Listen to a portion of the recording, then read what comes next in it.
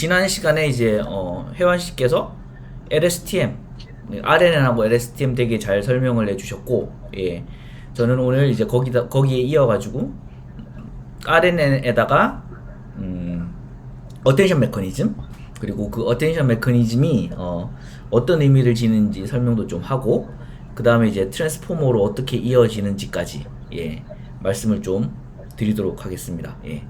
궁금한 거 있으시면 끊고 이렇게 바로 말씀해 주시고요. 예. 네, 들어가겠습니다. 이거는 제가 2018년도에 딴 데 가서 강의할 때 만든 건데, 그때만 하더라도 이제 어텐션과 트랜스포머가 이렇게 날릴지는 몰랐어요. 예. 예, 트랜스포머라는 게 나와가지고 사람들이 트랜스포머 잘 모를 때 이제 딥러닝 처음 시작하는 분들 대상으로 강의했던 내용인데, 예, 오늘 다시 요 내용을 바탕으로 강의를 좀 해보도록 하겠습니다. 예, 어텐션 메커니즘. 지난 시간에 이제 혜완 씨가 설명해 주시기로 제일 끝부분이 아니죠. one to one, one to many, many to one 이래가지고 RNN이 어떤 식으로 사용되는지에 대해서 사용되는 형태에 대해서도 한번 설명을 해주셨죠. 그렇게 이제 구성된 RNN의 내부가 이제 어떤 형태를 지니는가에 따라 simple RNN이 될 수도 있고, 그게 조금 더 이제 여러 가지 뭐랄까요, 그랬으면 좋겠다라는 생각을 바탕으로, 상상을 바탕으로 만들어진 아키텍처. 그래서 예를 들면 포겟 게이트, 뭐 인풋 게이트, 뭐 이런 것들이 있어가지고 아웃풋 게이트 이런 것들이 있어가지고 게이트들로 신경이 아니라 정보들을 잘 조절해주면 훨씬 더 오랫동안 기억을 할 수 있을 거다라는 기반으로 그런 아이디어로 LSTM이라는 그러니까 안에 구조가 심플 RNN 대신 그 안에 이제 히든 레이어의 내부에 있는 구조가 좀 더 복잡해진 LSTM을 설명을 했고, 예. 그때는 이제 얘기 안 했지만 그 LSTM을 조금 더 발전시킨 형태. 그러니까 LSTM이 Catastrophic Forgetting, 그러니까 되게 시퀀스가 길어지면 길어질수록 급격하게 정보를 잃는 현상을 줄이기 위해서 나왔는데, LSTM이라는 게 이제 4개의 어떤 뭐랄까 게이트들을 또 더 추가로 계산을 해야 되니까 속도가 너무 느리다. 예, 뭐 그런 것들이 있어가지고 그런 것들을 개선하기 위해서 GRU라는 새로운 그 셀 구조가 뒤에 제안이 또 됐습니다. 그래서 그 GRU라는 셀은 훨씬 더 LSTM보다 속도가 빠르고 뭐 LSTM과 비슷하게 정보를 잘 유지하긴 하지만 속도가 LSTM보다는 훨씬 빠를 수 있는 그런 GRU라는 구조가 또 있다라고 말씀을 드렸었어요. 예. 그래서 결국 그런 뭐랄까 셀을 구성하는 그런 원리들은 진짜로 그렇게 되는지 모르지만 이제 그렇게 되기를 바라면서 굉장히 창의적인 아키텍처들을 막 많이 만들어가요. 그런 것들이 이제 앞으로 나온 딥러닝의 이제 모든 그런 아키텍처들이 그런 뭐랄까 상상과 생각, 기대를 바탕으로 나오는데 의외로 잘 먹히는 거지. 의외로 잘 먹혀서 이제 그런 것들이 표준적인 아키텍처로 자리 잡아가고 하는 그런 과정들을 쭉 보입니다. 그래서 지난번에 시간에 얘기했지만 어쨌든 LSTM이 뭐 포겟 게이트, 인풋 게이트, 아웃풋 게이트 이런 것들이 꼭 그런 역할을 해? 이렇게 얘기하면 꼭 그런 역할을 하는지에 대해서 누구도 정확하게 말을 할 수 없다. 예. 라는 식으로 이해를 해 주시면 될 것 같아요. 그래서 이제 본의 아니게 지난 시간 요약 같은 거가 앞에 좀 길어졌는데, 그런 LSTM 셀을 소개하는 와중에 RNN이 어떤 식으로 구성돼서 어떤 형태로 사용되는가에 따라 아까 혜완 씨가 말한 것처럼 many to many, one to many, one to one 뭐 이런 식으로, one to one은 아니죠. 예, many to one 이런 식으로 활용이 되는데, sequence to sequence는 many to many인데 좀 다른 many to many죠. 예, 지난 시간에 보여준 그 many to many는 여기 A, B, C, D가 들어가면 여기서 쫑쫑쫑쫑 이렇게 나오는 거가 이제 many to many, 한 형태의 many to many일 수 있는데, sequence to sequence는 여기 인코더에다가 쫑쫑쫑쫑 들어가면 결과물은 여기 아웃풋 시퀀스에서 쫑쫑쫑쫑 나오는 거를 sequence to sequence라고 이야기를 합니다. 예, 요런 형태는 Natural Machine Translation NMT에서 제한된 모형이고 되게 뭐 맥센스하죠. 이렇게 A라는 언어에서 B라는 언어로 이렇게 번역을 할 때 일단 입력 문장을 집어넣어주고 그 입력된 문장의 정보들을 요렇게 점점 쌓아가서 제일 끝판에 이제 여기에 이 인풋 언어의 어떤 문장에 대한 정보가 녹아 있고 그 정보로부터 아웃풋 시퀀스에서 번역된 문장을 이렇게 순차적으로 내뱉어내는 이런 형태로 이해를 할 수 있고, 그래서 Natural Machine Translation 쪽에서 제한된 모형입니다. 하지만 여러 가지 문제점이 있었는데 when the source sequence is too long, 너무 길 때, 그리고 multiple information rich phrases apart from each other, 그러니까 이렇게 문장이 길어지면 길어질수록 의미 있는 것들이 점점 이렇게 떨어져 있을 수 있고, 그래서 점점 정보를 좀 요약하기가 어려워진다. 뭐 이런 단점이 있었고, 그리고 만약에 이 디코더라는 것이 이 입력된 문장의 A, B, C, D라는 단어를 동일하게 보지 않고, 예를 들면 Y라는 토큰을 만들어낼 때는 A와 C를 좀 더 열심히 보고, G라는 거를 만들어낼 때는 뭐 B와 D를 좀 더 열심히 보는, 그런 형태의 어떤 메커니즘을 넣을 수 있으면 좋겠다. 그런 것들을 못하기 때문에 시퀀스 투 시퀀스가 좀 문제가 있다라기보다는 좀 부족하다라는 평가가 있었던 거죠. 그래서 이제 그런 것들을 해주기 위해서 그런 죄송합니다. 이게 숨기니까 저게 숨겨지네. 예. 일단 그래서 이제 그런 단점을 보완하고 어드레스하기 위해서 어텐션 메커니즘이라는 것이 최초로 2016년인가 17년인가 뭐 그때쯤 제한이 됩니다. 보시면 뭐 이게 바다나우 좀 유명한 사람인 것 같고요. 그리고 이 조경현 교수라고 이제 그때는 몬트리올 대학교에 이제 벤지오랑 같이 있다가 요 부분이 이제 2019년인가 20년쯤 17년인가 18년인가 쯤에 뉴욕대로 옮기십니다. 한국 분이시고 네이버에서 강연도 하셨고, 제가 이제 거기 앉아가지고 들으면서 좀 더 내용을 많이 저도 공부를 하게 됐는데, 여튼 요 세 분이 제안한 모형이 이제 Neural Machine Translation by Jointly Learning to Align and Translate 해가지고는 어텐션 메커니즘을 이 논문에서 제안을 하시게 되었습니다. 요 그림에 보면 모든 내용이 다 녹아 있다고 보시면 되는데, X1, X2부터 XT까지가 인풋 시퀀스고요. 그런 인풋 시퀀스의 정보를 가지고 여기가 이제 아웃풋 시퀀스입니다. Y1부터 쭉 해서 YT 빼기 1, YT 해가 쭉 해서 Y 뭐 large T, 그러니까 아웃풋 시퀀스의 T 번째 토큰까지 순차적으로 쭉 만들어낼 텐데, 그 YT라는 T 번째 있는 정보를 만들어내기 위해서 인풋에 어떤 정보를 활용하느냐가 잘 나타나 있는 그래프라고 보시면 돼요. 그래서 기본적으로 이제 X1, X2, X3, XT까지 토큰이 있으면 이런 바이디렉셔널 RNN으로 양방향 정보를 이렇게 모읍니다. 그래서 뭐냐면 아까 저번에 보셨던 거는 이제 인풋이 들어가면 H1이 있고 H1이 H2의 정보를 넘기는 동시에 X2가 같이 정보를 넘기면서 여기서 다시 한번 정보가 합성이 되고 또 넘어가고 이런 식으로 앞에서부터 뒤로 가는 쭉 순차적으로 이렇게 가는 요런 정보를 요런 방식으로 정보를 취합을 했죠. 그래서 RNN의 단점 중에 하나가 처음부터 끝으로 가는 요 방향으로만 가는 정보밖에 이 모델이 담을 수 없다라는 게 뭐랄까요, 좀 단점이었어서 한참 그때는 한참 트랜스포머 나오기 전까지는 이렇게 순방향 정보를 순방향 정보밖에 볼 수 없는 RNN 모델을 좀 보완하기 위해서 역방향 정보까지 집어넣자. 그래서 똑같은 그런 히든 레이어, another 히든 레이어를 하나 더 두고 얘는 XT에서 나온 정보를 XT-1로 넘기고 T-2로 넘기고, 그래서 저 X1까지 H1까지 넘기는 이 방향으로 학습을 하나 더 하자. 그래서 바이디렉셔널 RNN이 그때는 뭐랄까요,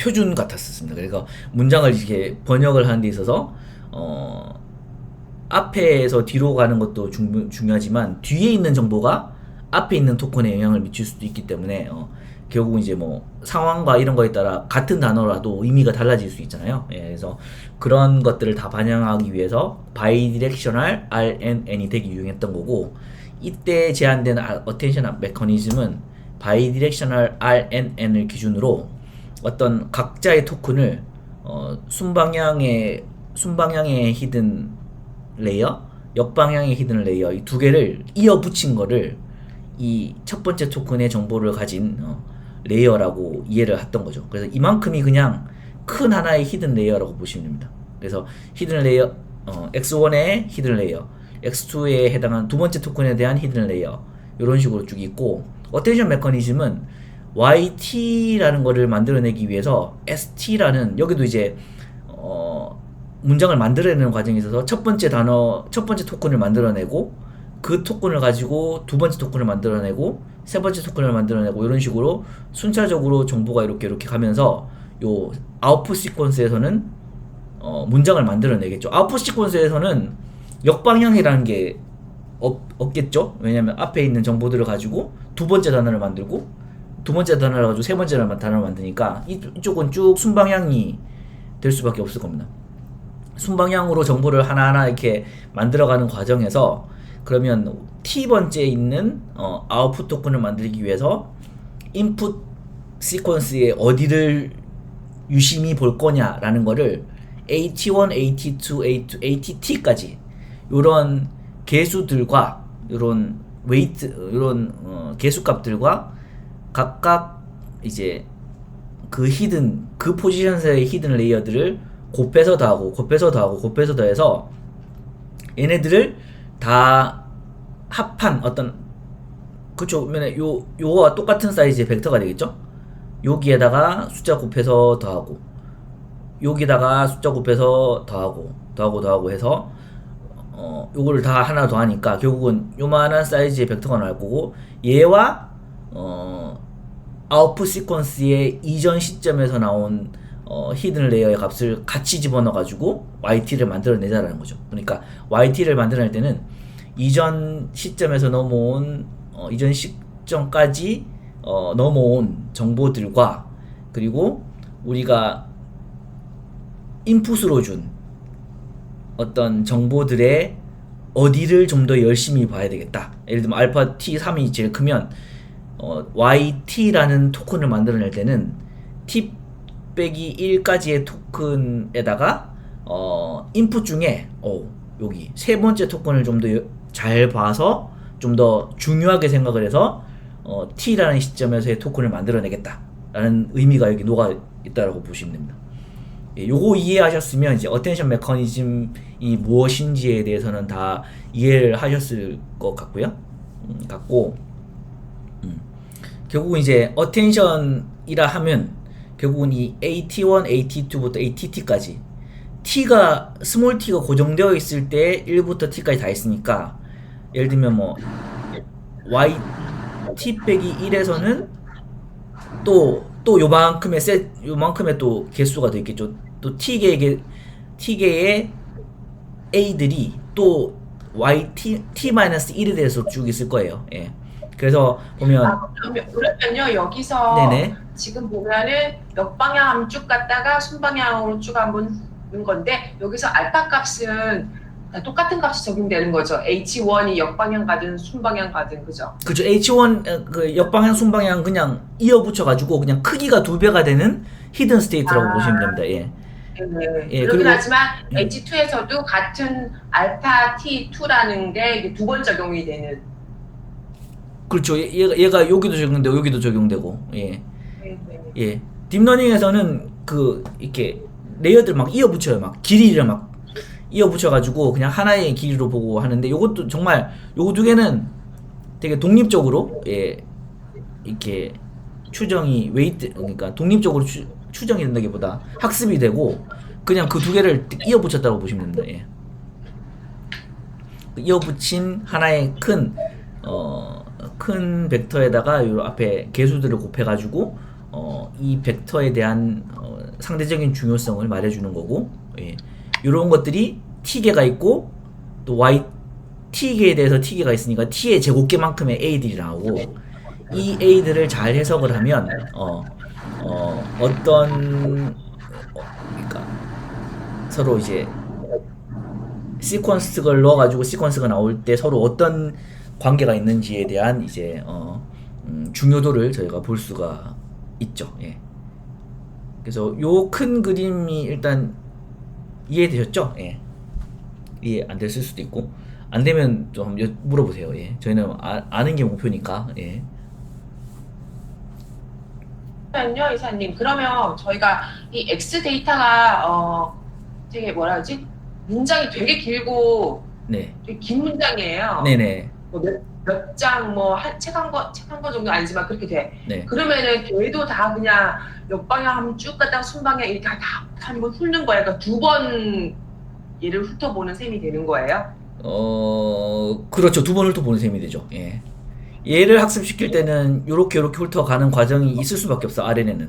그리고 요렇게 올 때도 네.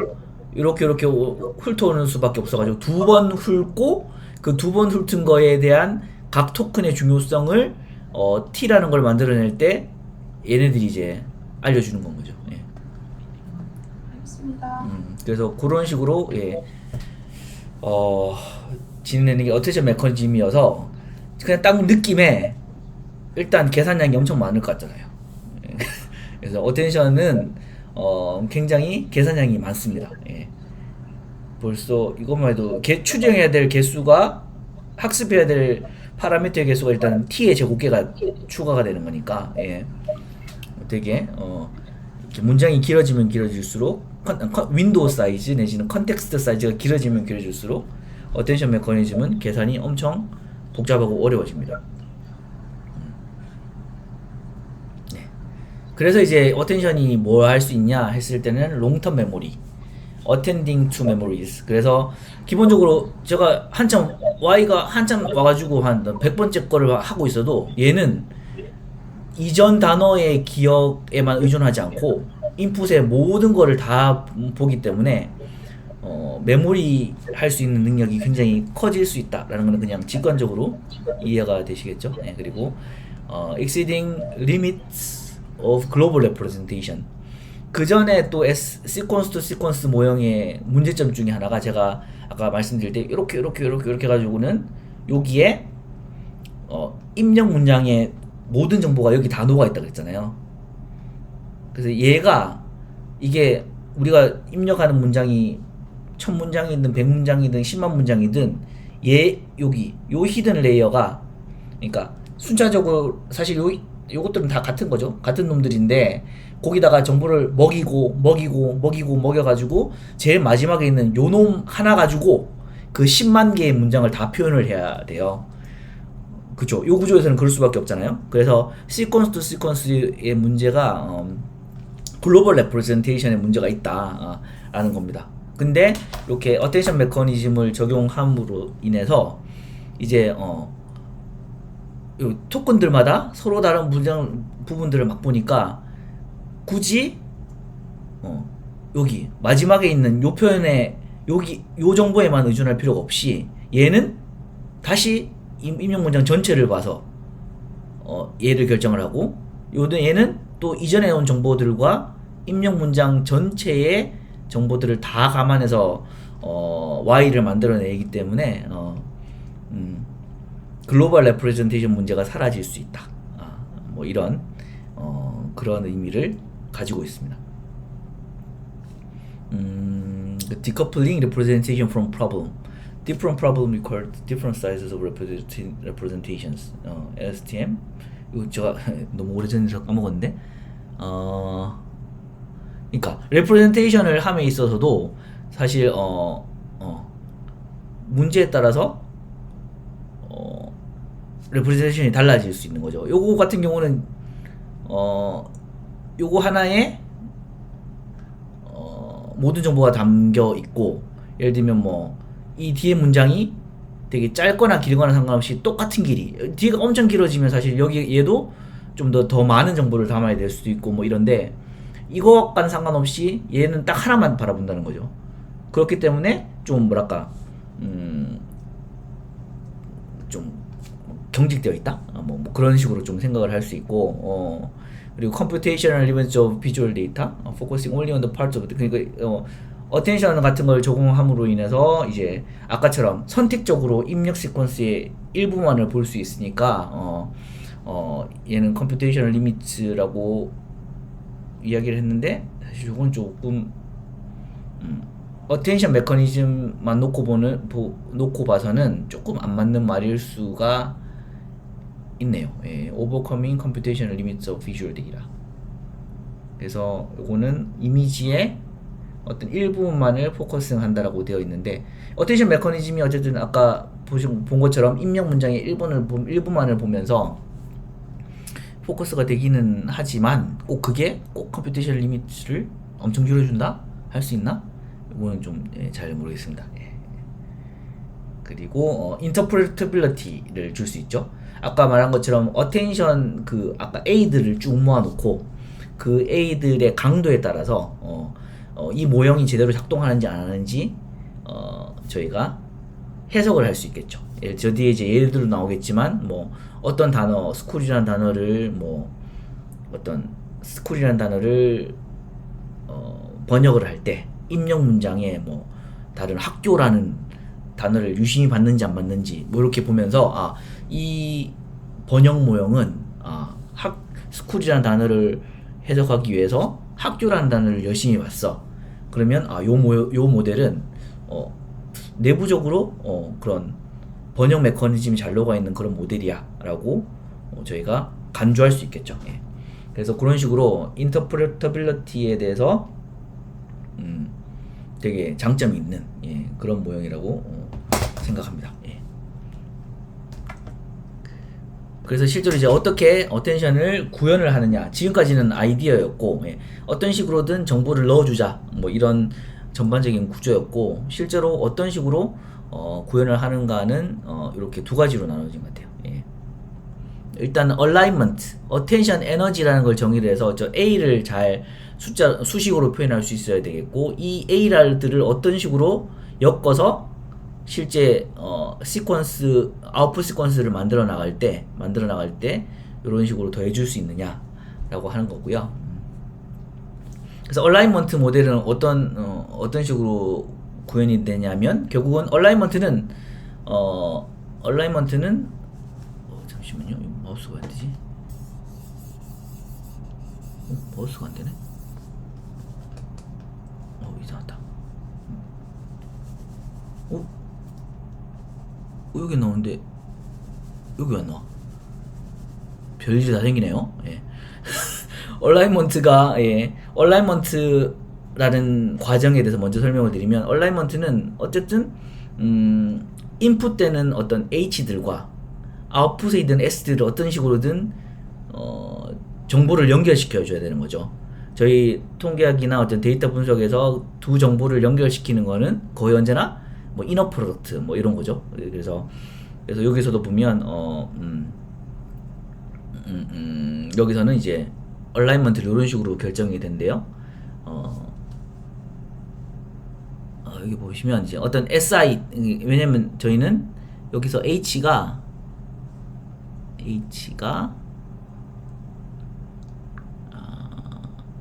S가 잠깐만요. S가 아웃풋이죠. S가 리스판스 시퀀스고 HJ가 인풋의 시퀀스인가?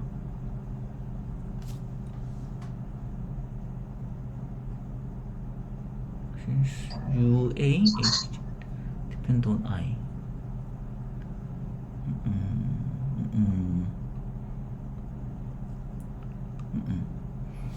SI 빼기 1 HJ 어쨌든 헷갈리네요.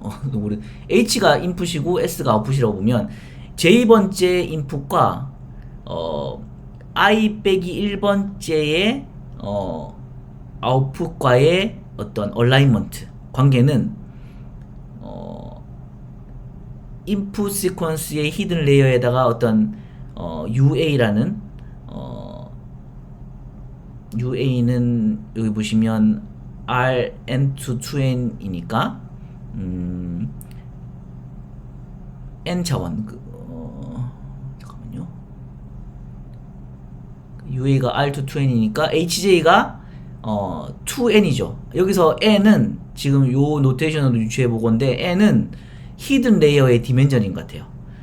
HJ 같은 경우는 인풋 시퀀스의 히든 레이어니까 지금 요 논문에서는 히든 레이어의 역방향, 순방향 히든 레이어 두 개를 고려한다 그랬잖아요. 그러니까 이 HJ라는 것이 사이즈가 2n인 거예요. n이 2배인 거고 UA 같은 경우는 이 n by 2n 매트릭스를 곱해줌으로써 2n 차원에서 n 차원으로 줄여주는 덴스 네트워크를 적용했다고 보시면 될 것 같아요. 그리고 S-1 같은 경우는 아웃풋 시퀀스의 히든 레이어니까 히든 레이어 크기는 n으로 고정시킨 것 같아요. 인풋과 아웃풋의 히든 레이어를 둘 다 n으로 고정시킨 상태에서 WA 같은 경우는 n times n이니까 요 WA를 SI-1에 곱해줬다는 말은 n 차원 벡터를 그대로 또 다른 n 차원 벡터로 만들어주는 덴스 레이어를 곱했다라고 보시면 돼요. 그래서 얘도 결과물이 n by 1, n 차원 벡터고 얘도 n 차원 벡터죠. 그러니까 두 개 사이즈가 같으니까 두 개를 더할 수 있고 거기다가 하이퍼볼릭 탄젠트를 적용해서 마이너스 1부터 1 사이까지 정보성을 남긴 다음에 또 다른 뭐랄까요, 히든 레이어가 또 다른 덴스 레이어를 하나 더 곱해주는 거죠.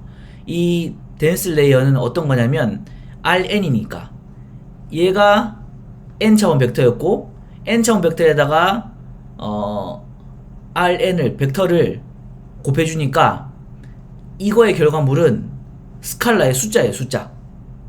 스칼라. 그러니까 요 VA 요거의 의미는 n 차원 벡터를 그냥 실수 숫자 하나로 바꿔주는 덴스 레이어를 적용했다라고 보시면 돼요. 예. 그래서 인풋 시퀀스의 히든 정보를 가공하고 한 번 더 이제 여기 UA라는 덴스 네트워크를 적용해서 한번 가공을 하고 아웃풋 시퀀스의 i-1번째의 히든 레이어에다가 또 한 번 덴스 레이어를 해가지고 또 한 번 정보를 가공을 하고 그것들에다가 하이퍼볼릭 탄젠트를 적용시켜줘서 마이너스 1부터 1까지 정보에 따라서 마이너스 1부터 1까지의 값을 가지는 어떤 숫자로 만들어준 다음에 각 원소가 이 하이퍼볼릭 탄젠트를 벡터에 적용했다는 말은 각 원소에다가 다 하이퍼볼릭 탄젠트를 적용했다는 말하고 같아요. 그래서 요 하이퍼볼릭 탄젠트를 적용한 그 결과도 n 차원 벡터인 거고 거기다가 이제 실수로 바꿔주는 덴스 레이어를 곱해줘서 결국은 SI-1 그러니까 인풋 시퀀스의 J번째 토큰의 정보와 아웃풋 시퀀스의 i-1번째의 히든 레이의 정보를 잘 섞은 그런 얼라인먼트는 이런 식으로 구성이 된다고 이해하시면 되겠습니다. 자, 머리 터지겠죠? 제가 설명을 잘 못하는 것도 있는데 원래 어렵습니다. 예. 요거 느낌은 오시나요? 결국은 두 개의 히든 레이어의 정보를 합해가지고 어떤 하나의 숫자로 만들고 싶은 과정이에요. 예. 그 과정을 이제 이렇게 애더티브하게 더해가지고 어떤 구하겠다라는 게 이제 애더티브 얼라이먼트의 의미입니다. 그래서 이렇게 A들이 쭉 나와지면 이런 식으로 다시 노멀라이즈 해가지고 이제 그것들을 구하는 거죠.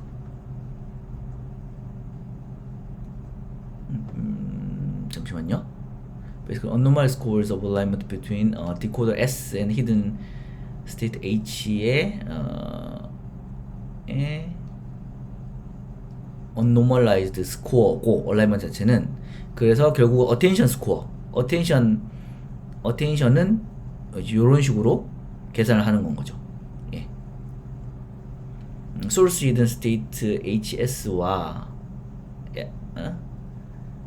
current target hidden H 이거를 비교를 해서 이런 식으로 계산이 되는 거죠. 그래서 결국은 요 식을 보시면 스코어에다가 요 두 개의 인풋이 들어갔을 때 스코어에다가 exponentiate 한 다음에 그거를 노멀라이즈 해주니까 이 A는 0과 1 사이에 어떤 강도를 나타내는 어떤 하나의 숫자가 되고 그 숫자가 어텐션의 역할을 하는 겁니다. 그 아웃풋의 T번째 히든 스테이트와 인풋의 S번째 스테이트의 관계를 이런 식으로 계산을 해준다라는 거고요. 예. 그래서 이 스코어를 구하는 방법에는 이제 아까 이렇게 있었죠. 아까 제가 아까 여기서 엄청 열심히 말했던 요게 요거라고 보시면 됩니다. 예. 요거라고 보시면 돼요. 애더티브 모델. 그래서 인풋에 S가 있고 아웃풋에 T가 있어가지고 얘를 이어붙여서 매트릭스 하나를 적용을 시켜, 그러니까 두 개를 컨캣 시켜가지고 댄스 네트워크를 적용을 시킬 수도 있고 아까처럼 각각을 댄스 네트워크 적용시켜가지고 그 결과를 합할 수도 있고 어쨌든 그런 식으로 인풋과 아웃풋을 더하기 형태로 이제 그 정보를 모으는 거를 애더티브 모델이라고 그러고요. 이렇게 하지 않고 그냥 이런 식으로 아까 저희가 데이터 분석을 할 때는 일반적으로 어떤 두 개의 어떤 데이터의 관계를 이야기할 때는 그것들의 내적을 보통 쓴다고 얘기했잖아요. 이게 좀 일반화된 내적이라고 보시면 됩니다. 아웃풋 시퀀스의 T번째 히든 스테이트와 인풋 시퀀스의 S번째 히든 스테이트에 기본적으로는 이제 뭐랄까요, 이너 프로덕트, 그래서 요거 계산하면 숫자가 나오는데 그 가운데 얘와 얘의 관계를 조금 더 풍부하게 반영해 주기 위해서 WA라는 매트릭스를 집어넣으면 요 두 개의 히든 스테이트에 대한 정보를 뽑아낼 때 좀 더 플렉서블하게, WA가 예를 들면 뭐 제일 첫 번째 원소만 1이고 나머지 다 0이다 그러면 이제 제일 첫 번째 원소들이 제일 중요해지는, 예, 그런 식의 어떤 뭐랄까요, 정보 추출이 가능하겠죠. 예. 요거는 이제 HT와 HS의 내적을 계산을 할 때 어디를 좀 더 중요하게 볼지를 저희가 임의로 파라미터로 이렇게 트레이너블 한 웨이트로 둠으로써 좀 더 플렉서블하게 HT와 HS의 그 이너 프로덕트 정보를 반영을 하겠다라는 그런 의미입니다. 예, 그래서 이런 것들을 멀티플리커티브 모델이라고 그러고요.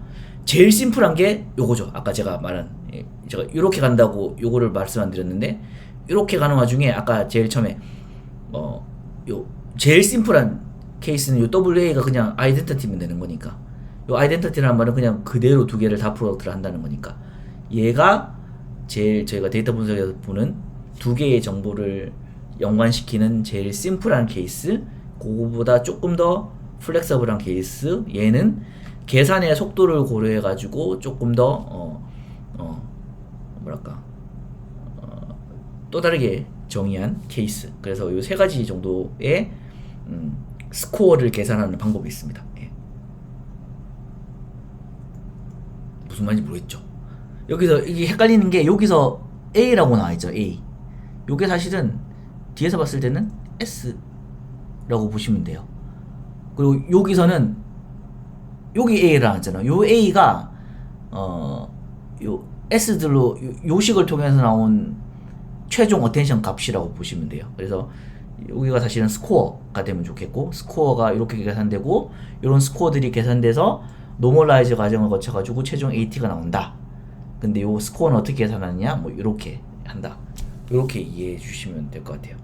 아까 큰 그림에서 이제 그런 식으로 정보를 모으는데 그것들을 구체적으로 계산하는 방법들이 이런 얼라이먼트 메서드들이 있다 라는 거고요.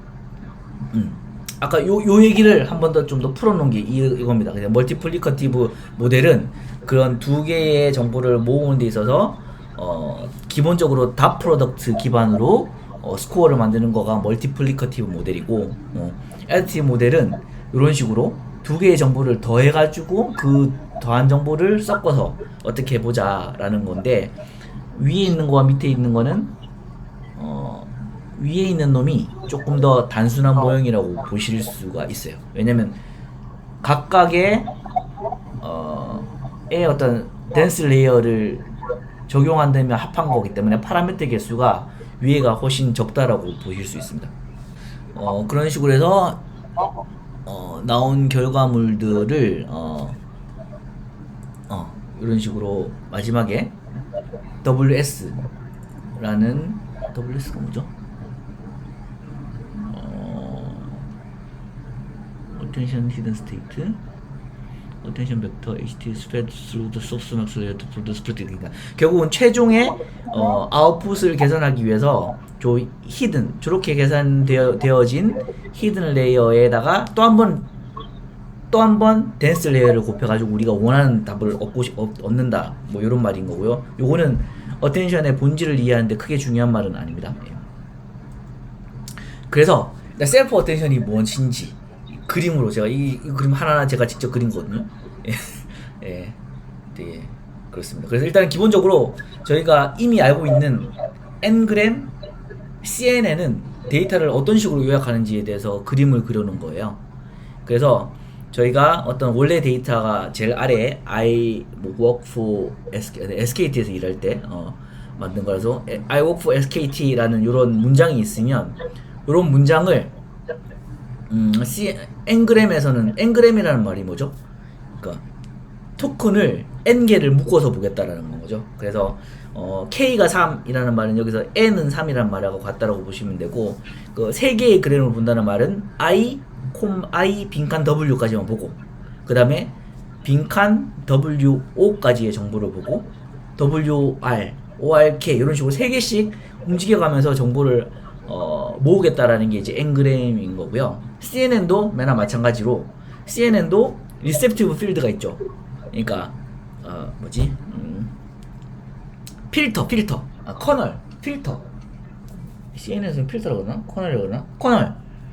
예, 커널이 있으면 그 커널은 그 커널 안에 들어오는 데이터만 요약해 가면서 순차적으로 옆으로 이동하면서 이제 이미지의 정보를 요약을 하는데, 지금 같은 경우는 1차원 이미지라고 보시면 되죠. 이미지 같은 경우는 이제 픽셀이 3x3, 100x100 이렇게 2차원으로 있으니까 필터가 X축으로 쭉 따라가다가 Y축으로 쭉 가고 이런 식으로 왔다 갔다 하면서 2차원으로 움직이는데, 이 같은 경우는 1차원 CNN이라고 보면 되죠. 우리는 글이라는 것밖에 없고 그 글은 이렇게 앞에서부터 뒤로 읽어나가는 이런 한 차원으로밖에 못 움직이니까 1차원 CNN이라고 보면 N그램하고 똑같다라는 거예요. N그램은 우리가 문장을 읽어나갈 때 제일 앞에서부터 3개 단어씩 이렇게 뒤쪽으로 읽어나가는 것과, 만약에 CNN이 1차원에 정의된다 그러면 어떤 필터가 3칸씩 정보를 모아나가는 것과 똑같은 거예요. 그래서 1차원 CNN은 N그램과 같다라고 이해할 수 있고, 걔네들의 정보를 모으는 방법은 이 뒤에서 원래 저 I work for 저 각각의 알파벳들이 다 어떤 수치화돼서 진행이 될 거예요. 수치화돼서 D-디멘저널 벡터로 표시가 될 거고, 그 D-디멘저널 벡터 3개를 어떻게 잘 엮어가지고 그 위에 히든 레이어로 옮기는, 점점 이렇게 차원을 줄여가면서 정보를 압축하는 그런 과정들이 이제 N그램의 과정들이다라고 볼 수 있습니다. 그래서 CNN이 일찌감치부터 NLP에 적용이 됐었어요. 2014년에 김윤이라는 그때 포닥이었던 거 그런 것 같은데, 박사과정 학생이었던 것 같은데, CNN을 NLP에도 적용할 수 있다. 왜냐면 CNN을 1차원으로 생각을 하면 NLP N그램이랑 같은 거니까. 그래서 이런 식으로 CNN을 NLP에 적용을 했었던 사례가 있습니다. 그래서 왼쪽 단어 보면 wait for the video and I don't rent it, do not rent it, 뭐 비디오를 기다리고 있고 뭐 렌트하지 마라 뭐 이런 단어가 쭉 있으면 wait이라는 단어가 어떤 하나의 K 디멘셔널 레프레젠테이션이 되는 거죠.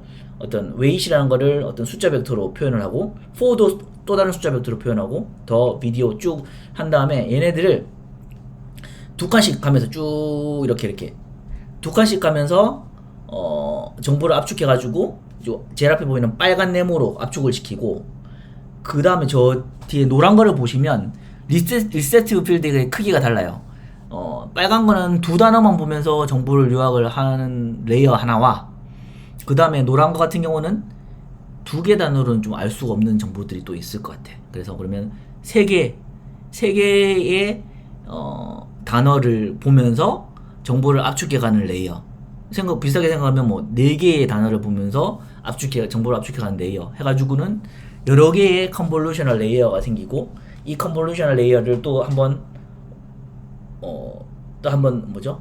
타임 풀링. 그러니까 얘는 이제 앞에 빨간 것만 보시면 빨간 거는 결국 이렇게 빨간 거에서 첫 번째 칸, 두 번째 칸, 세 번째 칸 내려가는 요 칸들은 다 타임 시점을 의미하는 거잖아요. 그럼 두 칸씩 본 정보들을 순차적으로 이어붙인 거를 하나의 칸으로 만드는 거야. 그래서 max over time 풀링 그래가지고 이 시간에 따라 변하는 이 빨간 통의 움직임들을 하나의 숫자로 표현을 하겠다라고 해서 하나의 점으로 나타내고 노란 거 같은 경우는 세 칸씩 훑은 정보 중에 세 칸씩 훑은 정보들을 순차적으로 나눴을 때 그 중에 제일 좋은 놈만 제일 큰 놈만 맥스 풀링이니까 제일 큰 놈만 마지막에 반영을 하겠다라는 게 이제 그 두 번째 레이어의 의미고 얘를 다시 이제 최종적으로 이제 이 문장을 뭐 분류나 하기 위해서 마지막 댄스 레이어를 한 번 더 거친다 이런 의미를 가지고 있습니다. 결국은 정보를 쪽쪽 뽑아가지고 모아서 가는 과정들을 의미하고 CNN 같은 경우도 이제 이런 식으로 정보를 모아서 NLP에 적용할 수 있다라는 게 이제 이런 건 거였고요. 요거는 이제 그 비슷한 그림의 또 다른 버전인 거고요. I like this movie very much라는 어떤 단어가 있으면 걔를 4개짜리 정보, 3개짜리 정보, 2개짜리 정보로 이렇게 합하는 그런 과정을 거치고 걔네들 또 붙여가지고 제일 끝에 이제 2개의 클래스로 분류하는 그런 모델을 이런 식으로 구성할 수 있다라고 이야기를 하고 있습니다.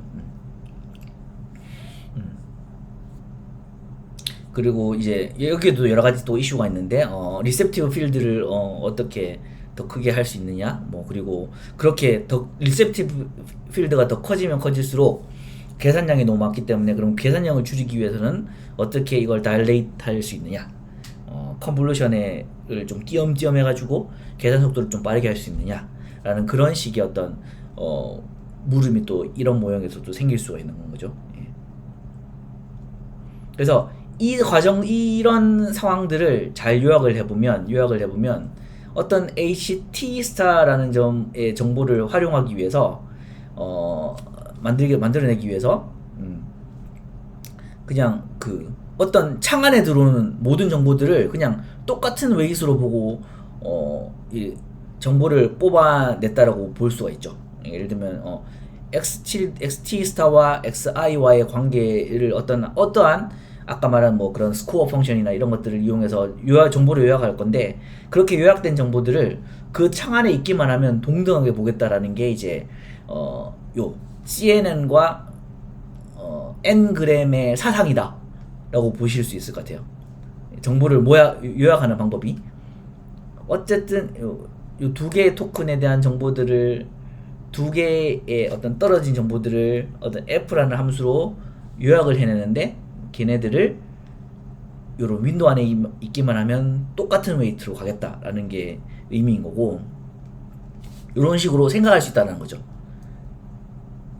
요런 식으로 생각을 할 수 있는데 RNN도 이제 그것과 비슷하게 생각을 할 수 있다라는 겁니다. 그래서 하고 싶은 말은 뭐냐면 CNN과 N그램과 RNN과 어텐션이 점점 확장되는 우리가 생각할 수 있는 것들을 점점 확장해 나가는 그런 과정이다라는 거를 말씀을 드리고 싶은 거예요. 예. 그럼 엔그램의 크기를 얼마로 둬야 된다 뭐 이런 게 있을까요? 그런 거는 없죠. 이거저거 해보고 예. 그래서 그 하이퍼 파라미터라고 보시면 될 것 같아요. 예, 엔그램은 그게 이제 CNN에서는 그 필터의 크기, 예. 필터의 스트라이드 그래가지고 필터가 몇 칸 건너갈 거냐 뭐 이런 것들이 다 하이퍼 파라미터인 거고, 예. 보통 엔그램은 뭐 그렇게 엄청 크게 잡지는 않는 것 같아요. 한 2, 3, 4, 5 뭐 이렇게만 잡는 것 같습니다. 그래서 이제 요런 식으로 정보를 뽑아가지고 NLP를 분석을 할 수도 있는데, RNN은 그것보다 좀 더 적극적으로 어떤 시점과 시점 간의 관계를 좀 더 모델링을 하고 싶다.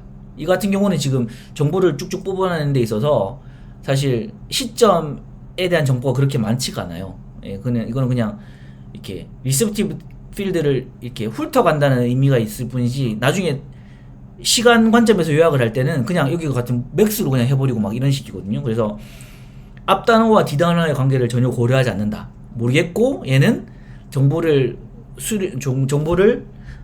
이렇게 수리하는 데 있어서, 정보를 수리하는 데 있어서 그냥 그 칸에만 들어오면 그냥 똑같은 걸로 보고 그냥 아무 때나 하겠다라는 그런 의미를 지닌다고 보실 수 있고, 이런 것들을 조금 더 시간에 디펜드하게 하고 싶다 하는 게 이제 RNN이었고, 결국은 HT라는 거는 T번째의 어떤 히든 레이어는 지난 시점의 히든 레이어와 지금 시점의 인풋을 어떤 세타라는 파라미터를 가지고 계산해낸 그 값을 의미하는 거고요. 요게 지난 시간에 혜환 씨가 오른쪽에는 unfolding computation 그래프를 해가지고 이렇게 보여줬지만, 이 A가 다른 A가 아니다. 파라미터는 다 공유한다는 의미에서 왼쪽에 unfolding 구조도 되게 많이 쓰는 표현입니다. 예. 하여튼 A라는 하나의 파라미터, 하나의 어떤 히든 레이어가 있는데 거기에 정보를 계속 되먹이는 거죠. 되먹이는, 예, 그런 형태로 이해하실 수가 있고, 요 같은 경우는 지금 시점에 이전 시점만 보는 거잖아요. 지금 시점에 이전 시점만. 그러니까 여기 지금부터 몇 시점 전 것만 볼 거냐만 중요한 거고, 왜냐면 LSTM 그 길이에 따라서, LSTM의 그 스텝 사이즈에 따라서 지금 시점으로부터 과거로 몇 시점까지만 볼 거냐, 하지만 그 안에 들어오는 정보들은 동등하게 보겠다라는 게 이제 이 RNN의 사상이다 라고 이야기를 하면 릴레이셔널 네트워크 같은 경우는 이건 또 릴레이셔널 네트워크라는 게 또 있어요. 예. 얘는 이제 이 F라는 함수가 조금 더 플렉서블해서 아무런 어떤 EI와 EJ, J번째 토큰과 I번째 토큰의 어떤 관계를 표현하는 이 네트워크를 엄청 크게 유연하게 해가지고 그 관계를 좀 더 잘 만들어낼 수 있겠다라는 그런 스킵 바이그램이라는 그런 아이디어인데, 여튼 얘는 이제 이런 식으로 I번째, J번째 정보를 이런 식으로 추출해내겠다라고 제안된 바가 있고, 굉장히 워킹을 잘하는 걸로 알고 있습니다. 예. 그래서 그것들에는 요런 메커니즘으로, 아까 제가 말씀드린 메커니즘하고 되게 비슷해요. 근데 단지 F가 되게 일반적인 형태의 어떤 제너럴한 네트워크다라고 이해를 하시면 될 것 같아요. 이해하시고, 그냥 나머지는 뭐 기존에는 이제 I 띄우고 work 해가지고 요 세 칸을 하나의 정보로 보고 이렇게 압축을 했는데, 이거 같은 경우는 그런 세 칸도 어떤 세 칸인지 모르는 거야. 얘는 I work도 I와 W의 관계도 모델하고, I와 O의 관계도 모델하고, I와 F의 관계도 모델하고, 모든 조합들을 다 모델해가지고 합하는 그런 형태이기 때문에 굉장히 모형의 사이즈가 크고 플렉서블한 건 거죠. 예. 그래서 얘는 모든 어떤 모든 조합들에 대해서 다 정보를 취합하는 그런 형태를 지닌다라고 볼 수 있고, 예. 그런 관점에서 봤을 때 셀프 어텐션이라는 거는 이것들의 장점들을 다 모아놓은 그런 방식이다. F 함수, 그러니까 토큰들과의 관계도 되게 다양하게 담아내면서 그것들이 어느 정도의 강도로 반영될 건지 또한 굉장히 플렉서블하게 GT라는 함수로 표현이 된다라는 거고요. 그래서 이게 셀프 어텐션입니다. 셀프 어텐션의 구조가 이렇게 됩니다. 바로 이걸 했으면 좋았을까? 예. 보시면 이제 어떤 저희가 한 문장을 보는 데 있어서 H1부터 HT, H 라지 T까지라는 그런 그 T개, 라지 T개의 토큰이 있으면 아웃풋의 첫 번째 칸을 만들기 위해서 우리가 인풋에 각각 알파11, 알파1t, 알파1t, 라지 T 같은 그런 웨이트를 곱해가지고 정보를 요약을 하고 그 뒤에 어떤 T라는 시점에 화면이 이게 안 나오네.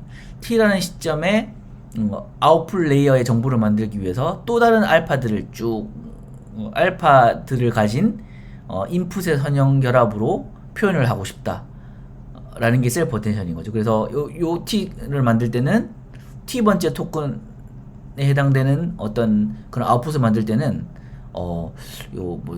한 10번째 거를 되게 중요하게 알파 10T를 되게 중요하게 보고 첫 번째 파란색으로 표현된 첫 번째 어떤 정보를 요약할 때는 알파 11이 막 거의 대부분이어서 난 제일 첫 칸만 보고 아웃풋의 첫 번째 칸을 녹아 있는 정보를 만들어내겠다. 뭐 이런 식으로 표현이 되는 거죠. 예. 그래서 이거가 왜 셀프 어텐션이라고 불리냐면 아까 제가 보여주셨던 시퀀스 투 시퀀스에서는 내가 어텐션 정보를 제공하는 쪽과 어텐션 정보를 받아보는 쪽이 다르잖아요.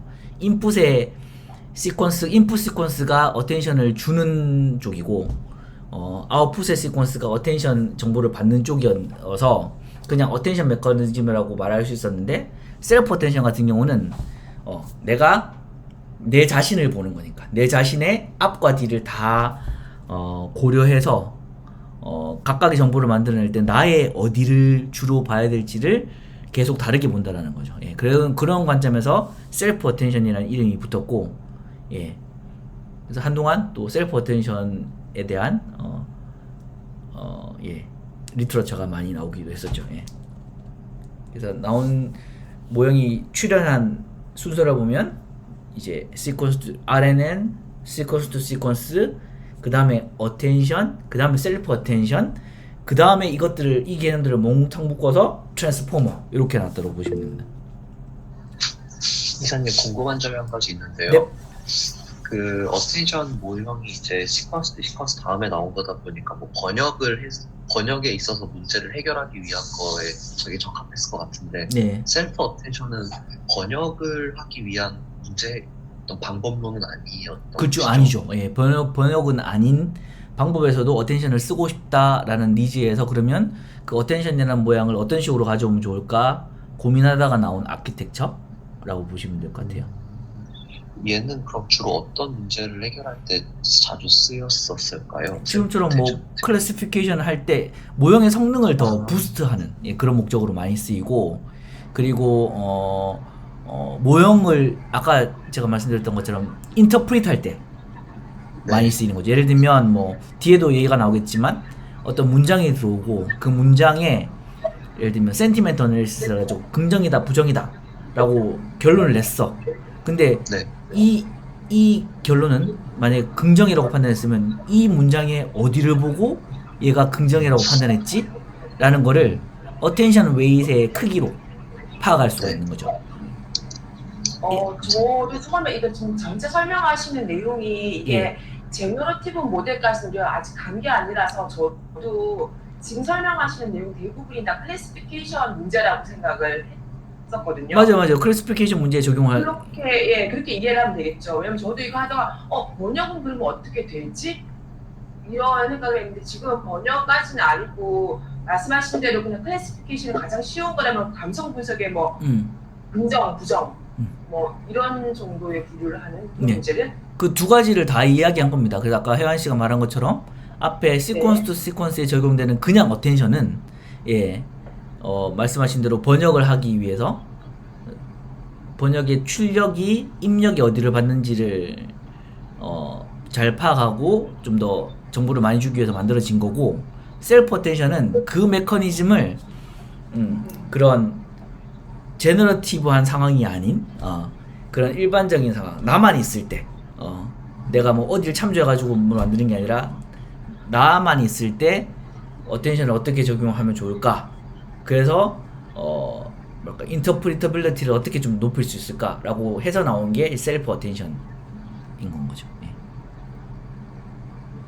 그래서 두 개를 다 한 겁니다. 그래서 어텐션 모델이 쭉 있고, 그 다음에 이제 그걸 따라서 셀프 어텐션이라는, 얘는 이제 그런 식으로 데이터가 페어되어 있지 않고 그냥 나 혼자만 오롯이 있을 때도 어텐션이라는 메커니즘을 쓰면 성능이 훨씬 더 좋아지더라, 내지는 인터프리터빌리티가 더 높아지더라 라는 얘기를 하고 싶은 건 거죠.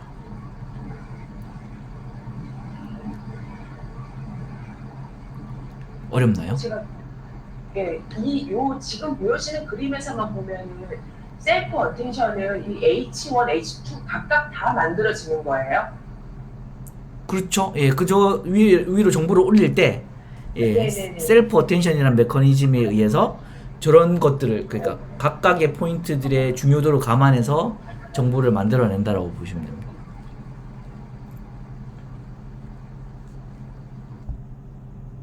결국 이제 이게 아웃풋 시퀀스에 뭐 이렇게 돼야 되는데, 자기 자신에다가 이런 어텐션 정보를 넣어서 정보를 재구성한다라고 보시면 될 것 같아요. 예. 셀프 어텐션과 그냥 어텐션. 예. 그래서 일단 요 정도로 말씀을 드리고, 그 뒤에 좀 요거 보면 좀 더 잘 이해되실려나? 예, 이 셀프 어텐션이라는 거는 기본적으로 내가 뭐 인풋 아웃풋이 따로 없어요. 그냥 나는 데이터가 하나가 있고, 그 데이터를 가지고 어떤 정보를 좀 얻고 싶어. 정보를 얻고 싶은 게 그건데, We had a nice experience in that restaurant 이라는 문장이 들어가고, 이게 감성 분석의 셋업인 거죠. 들어갔을 때 그 H1부터 HN까지 해서, H1부터 HN까지 해서 이제 bidirectional RNN으로 정보를 모으죠. 얘네들은 기본적으로 우리가 히든 레이어의 사이즈를 디멘전을 U라고 했을 때 EU만큼의 크기를 가집니다. 그죠? HU, 이게 왔다 갔다 하니까. 그래서 EU만큼 크기를 가지고, 걔네들이 각각 A1부터 AI1부터 AIN n개의 어떤 웨이트를 가지고 선형 결합을 해요. 선형 결합을 한 다음에 걔가 i번째, 위에 mi라고 적혀 있는 i번째 정보 하나로 추려하게 되고, 그런 i번째 그런 이제 정보들이 1부터 2, m2 해가지고 mi, mr까지 있을 거잖아요. 그 r은 이제 그죠? mr은 그 정보를 줄인 사이즈 맞나? i가 ai1, m1, m2, mr이 뭐지? mr이 그러면 얘가 지금 위에서부터 레스토랑까지가 한 개의 문장이고, 네네. 이게 하나 n 얼마로 요약이 되고, 그러면 r 개의 문장이 있다라고 보면 되는 건가요? 여기 오른쪽에 보면 이제 그 매트릭스 사이즈로 좀 표현되어 있죠. 그래서 n 개의 토큰에 대해서 EU개만큼의 길이를 가지니까 EU by n인 거고, 거기에 이제 어떤 DA라는 거는 A의 디멘전이죠. A의 디멘전. A로 정보를 요약할 때의 디멘전을 곱하면 n times DA만큼의 사이즈가 나고, 거기에 하이퍼볼릭 탄젠트를 적용을 하면 각 원소에다가 하이퍼볼릭 탄젠트를 적용하는 거니까 매나 DA by N 만큼의 어떤 뭐랄까요 정보가 나오고, 거기다가 이제 R 사이즈로 한 번 더 요약을 해주는 건 거죠. 예. R 사이즈로. 그래서 N by R이 나오는 건 거예요. 예. 그래서 제가 봤을 때 저 N by R이 N은 유지된 상태에서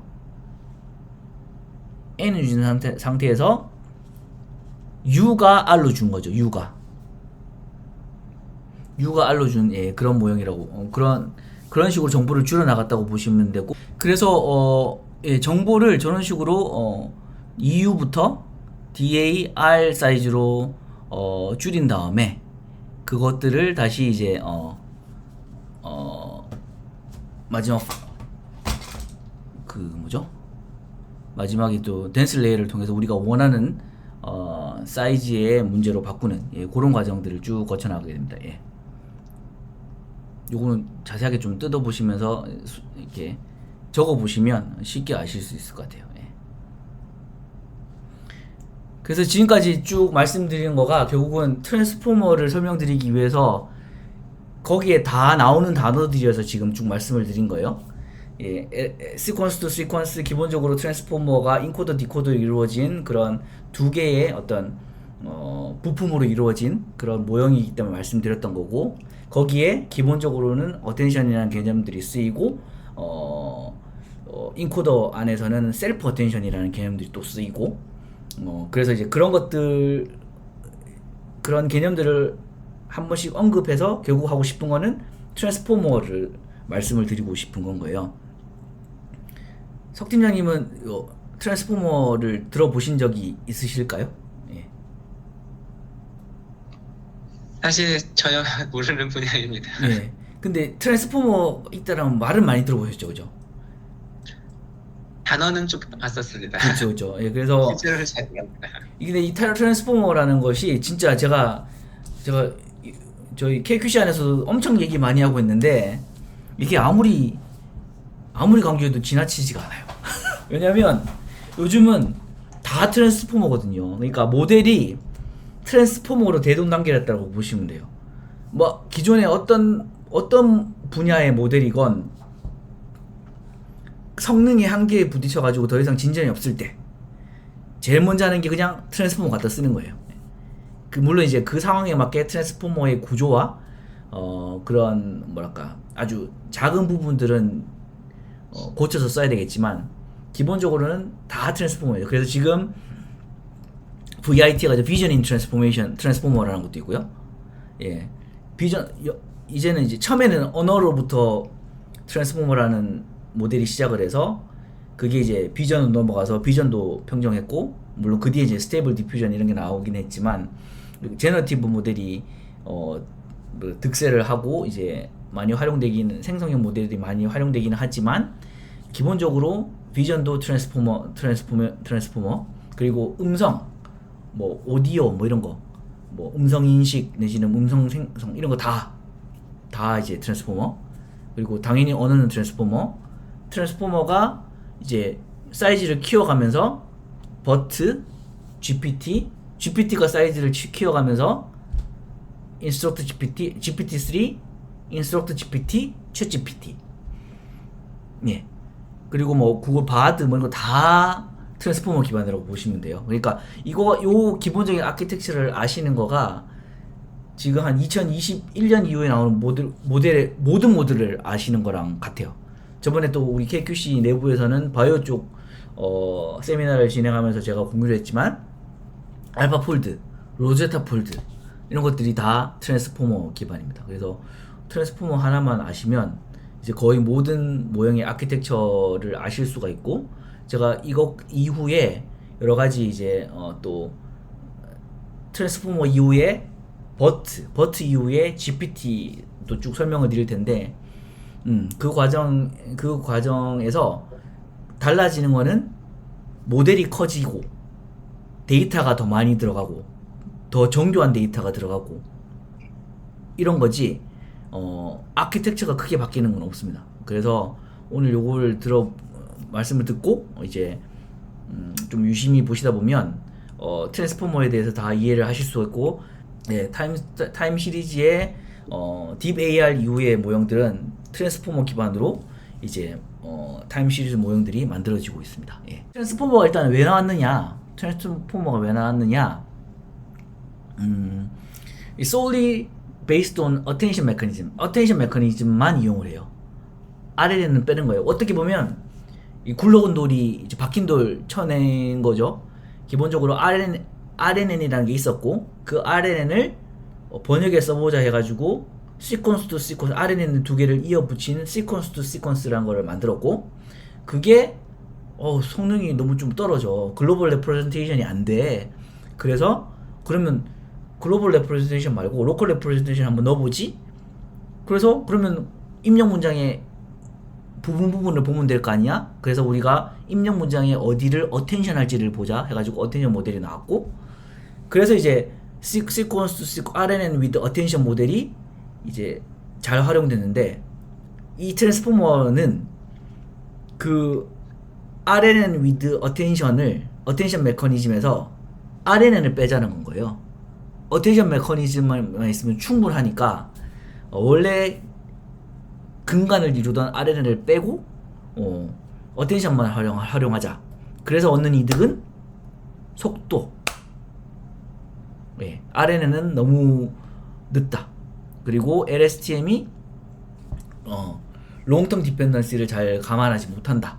그래서 굳이 뭐 이렇게 문장이 길어지고 이런 상황에서 느리기만 하고 성능에는 크게 도움이 안 되는 RNN이 있을 필요 있냐, LSTM이 있을 필요 있냐, 그거 없애고 어텐션만으로 가자 라는 게 트랜스포머의 아이디어입니다. 그래서 이 트랜스포머의 특징은 RNN 같은 경우는 아까 아이고투스 그럼 I 해가지고 넣어가지고 계산하고 나온 결과를 가지고 고 집어넣어가지고 계산하고 to school 하면 4번 계산을 해야 되는데 트랜스포머는 그냥 I go to school이 한 방에 빡 들어갑니다. 한 방에 빡 들어가서 물론 이제 그 뒤에 단계를 많이 거치긴 하지만 계산하는 관점에서는 한 번 딱 넣어가지고 한 번 매트릭스 연산 딱딱딱 하면 모든 문장에 있는 모든 토큰들이 한 번에 처리가 되는 건 거죠. 그래서 RNN이 되게 빨라질 수 있다. 시퀀스를 한 번에 처리함으로써 빨라질 수 있다 라고 이야기를 하고요. 어텐션 메커니즘을 통해서 롱텀 디펜던시를만 선택적으로 잘 고를 수 있다. 이 두 가지의 장점이 있는 거고 특히 지금 트랜스포머에서 버트 GPT로 발전하는 이 과정에서는 그 속도 문제가 훨씬 커요. 그러니까 RNN보다 트랜스포머가 뭐 오더 100 단위 오더로 100배 이상씩 빠르거든요. 윈도우가 커지면 커질수록. 그러니까 이거는 트랜스포머가 없었다 그러면 모델을 이렇게 키울 수도 없었고 그래서 이렇게 커진 모델이 이런 이머전트한 특성을 가지는 거대 그 AGI, Artificial General Intelligence와 같은 성격을 지닌다라는 것을 알 수도 없었고, 예. 그렇기 때문에 RNN을 제거하고 어텐션만 가지고 트랜스포머를 만든 거가 정말 미친 혁신입니다. 이게 구글이 한 건 거고, 구글이 한 기본적인 아키텍처를 가지고 이제 오픈 AI가 GPT로 발전을 시킨 거죠. 그래서 이제 GPT는 오픈 AI일 거지만 그 근본이 되는 기술은 구글 거다. 그래서 구글이 더 셀 거다. 이 얘기도 다 이 얘기입니다. 트랜스포머를 구글이 만들었다. 라는 사실을 기반으로 나온 말이에요.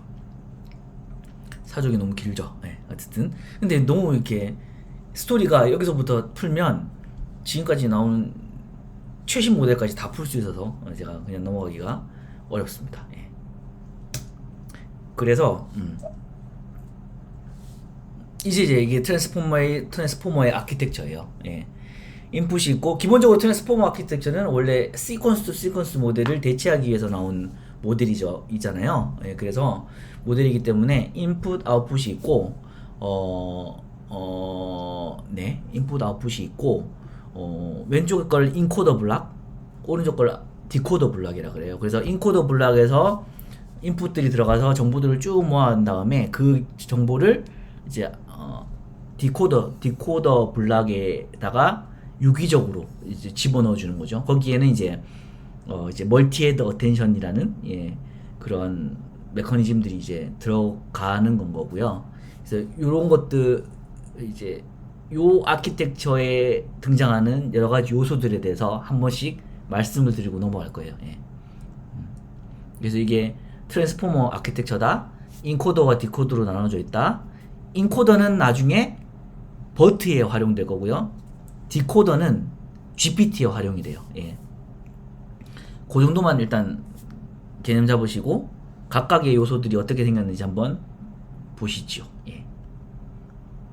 그래서 트랜스포머가 뭐 단순히 RNN만 이렇게 뺐다라고 하기에는 굉장히 많은 요소들이 트릭들이 들어가 있는 모델이란 말씀을 드리고 싶었고, 예.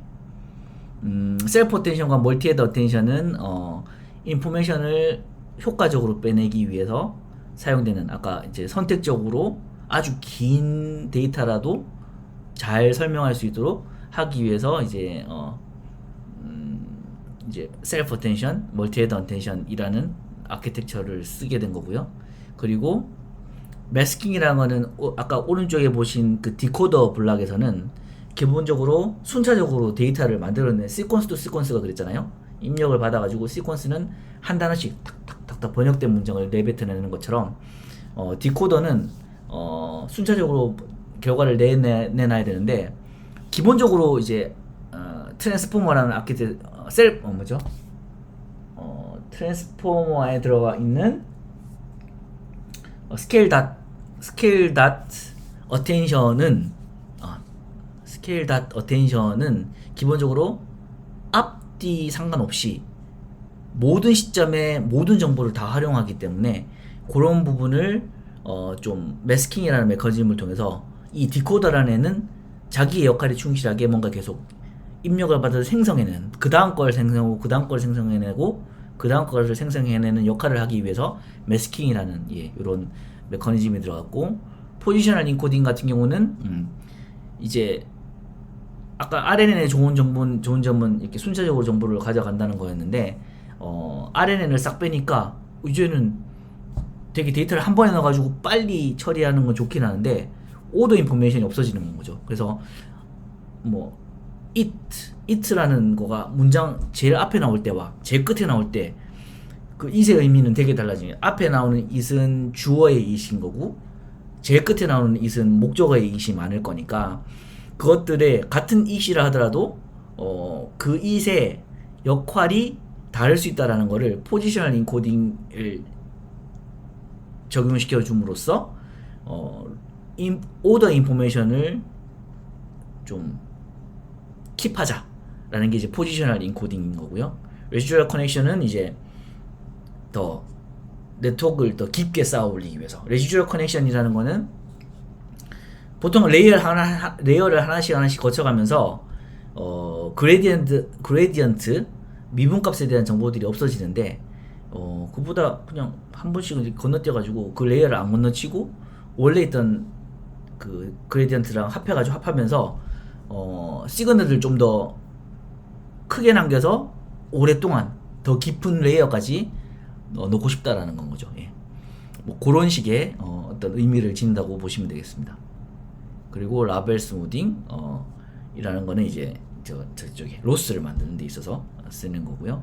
레이어 노멀라이제이션은 이제 보다 컨버지를 잘하기 위해서 그 레이어 안에서 계속 이제 평균과 분산을 일정하도록 맞춰주는 그런 변환들을 진행하는 그런 과정입니다. 그래서 이런 트릭들이 사용되는데, 이런 트릭들이 있다는 거는 알고 계시고, 제일 중요한 거는 뭐 어텐션이랑 포지셔널 인코딩, 매스킹 요 정도인 것 같아요. 예.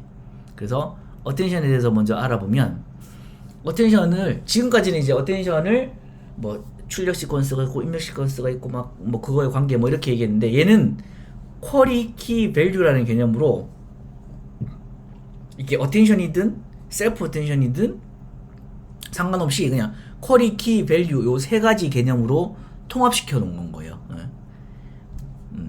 그래서 이게 뭐냐면 이거 마이 오피니언이네, 제 의견인데 투프 어텐션과 셀프 어텐션을 세임 엄브렐라에서 같이 설명하기 위해서 만들어 놓은 개념이라고 보시면 될 것 같고, 쿼리 키 밸류는, 쿼리는 아까 시퀀스에서 우리가 아웃풋 시퀀스가 인풋 시퀀스에다가 정보를 요청한다고 그랬잖아요. 딱 그런 상황을 가정한 거라. 그래서 아웃풋 시퀀스가 쿼리를 던지는 거죠. 인풋 시퀀스, 야 입력 문장에 어디를 봐야 돼? 라고 질문을 던진다 라고 이해를 할 수 있고요. 그리고 그런 쿼리를 받은 입력 문장 입장에서는 내가 가지고 있는 토큰이 1부터 T개의 토큰이 있는데 너의 그 쿼리를 봤을 때 나는 세 번째에 있는 토큰이 제일 중요한 것 같아 라면서 3이라는 키가 그 세 번째 토큰에 해당되는 그런 히든의 값을 주는 건 거죠. 그래서 쿼리 키 밸류라는 형태로 어텐션이라는 개념을 추상화시킨 거죠. 그래서 이게 시퀀스 같은 경우에 입력 시퀀스와 아웃풋 시퀀스가 다른 경우에는 아웃풋 시퀀스가 인풋 시퀀스한테 쿼리를 하고 인풋 시퀀스가 아웃풋 시퀀스한테 키 밸류를 던져주는 거면 셀프 어텐션에서는 나한테 묻는 거죠. 나한테 나의 T번째 토큰이 쿼리를 던지는 건 거예요. 문장 전체에다가. 야, 이 토큰을 지금 이 상황인데 인풋에 어디를 봐야 돼? 했을 때 그러면 나 자신이 키와 밸류를 던져준다는 거죠. 예, 이해 안 되고 어려울 수 있는데 요런 개념을 가지고 계속 딴 거 보시면 이런 비유들이 이제 계속 나올 거고 익숙해지실 거예요. 예, 익숙해지는 게 되게 중요합니다. 예. 그래서 Scaled Product Attention이라는 큰 개념이 하나가 나오는 거예요. 그래서 쿼리와 키가 쿼리와 키가 얼만큼 가까운지, 그러니까 쿼리에 따라서 키가 결정이 되고 그 키에 해당하는 밸류를 준다라고 요 블락을 이해하시면 되고, 그래서 쿼리하고 키하고 얼마나 가깝니? 라고 했을 때 쿼리와 키의 어떤 이너 프로덕트가 이제 역할을 하고, 그것들을 뭐 스퀘어 루트 DK로 나눠가지고 소프트맥스를 취해주고 밸류를 곱하면 이런 Q와 키의 관계를 바탕으로 밸류를 찾을게 라는 그런 의미라고 보시면 될 것 같아요. K와 밸류는 같은 곳에서 어떤 뭐랄까, 얘가 이제 아웃풋 시퀀스 Q와 밸류니까 인풋 시퀀스, 쿼리가 아웃풋 시퀀스로부터 나오는 어떤 뭐랄까 그런 인베딩 값이라고 보시면 되고, 요거 두 개가 이렇게 엮여지면서 이제 아까 말한 그런 어텐션을 QK 트랜스포즈로 나타내는데, 아까 어텐션을 만드는 방법이 애더티브한 방법도 있고 멀티플리커티브한 방법도 있고 뭐 그랬잖아요. 그 중에서 이 트랜스포머는 속도를 빠르게 하기 위해서 그런 인풋과 아웃풋, 그러니까 쿼리와 키와의 관계를 그냥 이너 프로덕트로 그냥 해버린 거고요. 그거를 소프트맥스 해가지고 하나의 웨이스 값을 두고 밸류에 어디를 집중을 해야 되는지를 이제 요 하나의 메커니즘에서 표현했다라고 보시면 됩니다. 그리고 뭐 밸류 뭐 이렇게 노멀라이즈 해주는 과정이 필요하고요. 그래서 여기서 말씀드리고 싶은 거는 결국 셀프 어텐션이나 모두 같은 개념인데, 이 키, 쿼리, 밸류라는 관점에 있어서는 소스 센텐스가 키와 밸류 역할을 하고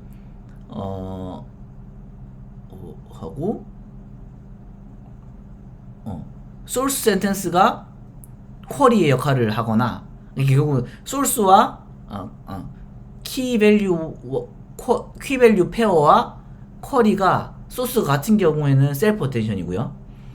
키 밸류와 쿼리의 소스가 다르면 그냥 어텐션인 거예요. 예. 그래서 KQV라는 어떤 세 개의 개념으로 어텐션과 셀프 어텐션을 합한 거다라고 생각을 하시면 되고, 그거의 성능을 극대화하기 위해서 멀티 헤드 어텐션이라는 개념이 있습니다. 어텐션을 하나만 집어넣는 게 아니라 어텐션을 여러 개 쪼개가지고 각각 다른 애스펙트를 어텐션 할 수 있도록 그런 뭐랄까요, 어텐션을 여러 개 적용을 하겠다라는 게 멀티헤드 어텐션이에요. 결국 인풋의 어떤 VKQ의 어떤 인풋 디멘전만큼의 어떤 길이가 들어갈 텐데, 걔네들을 쪼개가지고 D 모델이 이제 저희가 데이터를 저장하는 어떤 뭐랄까 모델의 디멘전이라고 보면, 그거를 그냥 H개로 나눠가지고 조금 작은 DK라는 디멘전을 가지는 여러 개의 독립된 정보로 보고 걔네들을 각각을 어텐션을 태우는 거예요. 어텐션을 쭉 태워가지고 H개의 서로 다른 정보들을 가지는 서로 정보들을 가지는 어텐션들을 나중에 끌고 모아가지고 새로운 이제 아웃풋으로 내겠다라는 게 이제 멀티헤드 어텐션입니다. 그래서 이거는 그냥 아까 말한 VKQ Key Value Query의 어떤 정보들을 가지고 어텐션을 만드는데 그 대신 하나의 그냥 뭉뚱그려가지고 큰 어텐션을 하는 게 아니라 자잘하게 여러 어텐션을 하면 훨씬 더 많은 정보들을 넣을 수 있을 거다라고 하는 그런 의미고요. 그래서 멀티헤드 어텐션이라는 게 있습니다. 그 다음에 포지셔널 인코딩은 아까 말한 것처럼 그냥 정보들의 어떤 같은 토큰이라도 다른 위치에 있으면 다른 정보들을 나타낸다라는 걸 표시하기 위해서 그냥 사인 코사인 함수, 서로 다른 주기를 가지는 사인 코사인 함수들을 쭉 디멘전만큼 나열한 이런 벡터를 원래 인베딩 벡터에다가 더해주는 그런 형태로 진행이 됩니다. 그래서 보시면 인풋이 들어오고 인풋 인베딩을 거치죠. 인풋이라는 거는 우리가 자연어로 말하는 토큰들, 뭐 나는 학교에 간다, 그런 토큰들이면 그 토큰들을 인풋 인베딩이라는 레이어를 통해서 뭐 512차원, 그러니까 나는 이라는 단어를 512차원의 벡터로 만들어주고 학교에를 512차원 이런 식으로 만들어줘서 문장을 어떤 토큰을 숫자로 만드는 거가 이제 인풋 인베딩인 거고요. 거기다가 포지셔널 인코딩, 아까 제가 사인 코사인 뭐 해가지고 쭉 그냥 의미 없는 숫자들, 그냥 얘와 얘가 다르기만 해. 이 첫 번째 포지션과 세 번째 포지션에 뭔가 달라라는 것만 표시해주는 그런 포지셔널 인코딩을 그냥 엘리멘트 와이즈로 더해서 새로운 하나의 인풋을 만들면 저희가 여기 포지셔널 인베딩, 그러면 이제 우리 인풋을 트랜스포머 블록에 집어넣을 준비가 되어 있고요. 그렇게 딱 들어가 이렇게 트랜스포머 블록에 들어간 상태에서 바로 얘 세 가지를 또 키의 역할을 하고 쿼리의 역할을 하고 밸류의 역할을 할 수 있도록 또 앞에 댄스 레이어를 통과시킨 다음에 각각 키, 쿼리, 밸류라고 생각을 하고 멀티헤드 어텐션을 막 통과시켜요. 그 다음에 나온 결과물을 합해가지고 합해서 셀프 그러니까 레이어 노멀라이제이션을 진행을 하고 원래의 값을 이렇게 왼쪽으로 우회 하나 돼 있죠. 그 화살표는 스킵그램. 그래서 얘는 저 레이어를 통과하지 않고 그냥 바로 이렇게 정보를 직접 전달해주는. 그래서 이 블락 옆에 n 곱하기 돼 있잖아요. 저기 6번 반복되거나 12번 반복될 텐데 그 반복되어도 그레이드한 정보가 유실되지 않도록 요 어텐션 블락을 우회하는 그런 뭐랄까요, 연결을 만들어 주는 건 거죠. 그래서 노멀라이제이션을 하고 그다음에 피드 포워드 네트워크, 그냥 이거는 그냥 그러니까 엄청 큰 댄스 네트워크라고 보시면 돼요. 그거를 통과시켜서 나온 것과 이제 아까 스킬그램, 또 한 번 스킬그램이 있죠. 또 한 번 이렇게 우회하는 화살표, 그것들을 합해가지고 레이어 노멀라이제이션을 하고 그거를 6번을 반복을 하고 그 결과를 이제 여기 디코더 블락, 오른쪽 보시면 디코더 블락에다가 전달을 해주게 됩니다. 요 보시면 그 두 개의 블락을 연결하는 화살표가 있죠. 화살표가 있고 밑에는 또 똑같이 뭐 포지셔널 인코딩을 더하고 아웃풋 인베딩을 더해가지고 인풋을 들어가는데 여기에 매스크트 멀티헤드 어텐션이라는 거는 아까 멀티헤드 어텐션의 그 지금 우리가 관심 있는 포지션 이전 포지션만 뭐랄까요, 참조할 수 있도록 이제 매스킹을 하는 것 외에는 그냥 멀티헤드 어텐션과 되게 똑같은 어텐션이고요.